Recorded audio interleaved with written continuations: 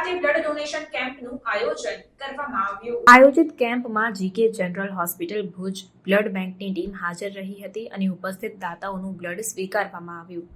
Deputy collector સૂરજ સુથારના guidance હેઠળ નખત્રાણાના અધિક્ષક TG પાંડેના આયોજન દ્વારા આ કેમ્પ રાખવામાં આવ્યો હતો. આ કેમ્પમાં શ્રી નખત્રાણા ચેમ્બર ઓફ કોમર્સના મહામંત્રી રાજેશભાઈ પલણ, અનિલભાઈ ગોર, મિતેશભાઈ ઠક્કર, દિનેશભાઈ ગોસ્વામી, હિરેનભાઈ ભટ્ટ, મયુરભાઈ વાઘેલા, ધર્મેશભાઈ કેસરાણી, અમિતભાઈ પલણ, કૌશલભાઈ સુથાર, મુબારકભાઈ કુંભાર જેવા સામાજિક અગ્રણીઓ હાજર રહ્યા હતા.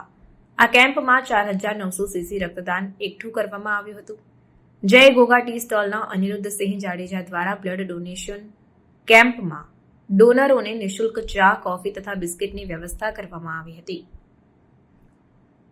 આ કેમ્પના આયોજનમાં નખત્રાણાના સ્ટાફ સોનલબેન ગોસ્વામી, મંજુલાબેન રબારી, પ્રવીણભાઈ માકણ, વિશાલભાઈ જૈનનો સહયોગ મળ્યો હતો. લોકોમાં બ્લડ ડોનેશન અંગે જાગૃતિ ફેલાવવા તથા બ્લડ એકત્રિત કરવા આ પ્રકારના કેમ્પ મદદરૂપ થતા હોય છે.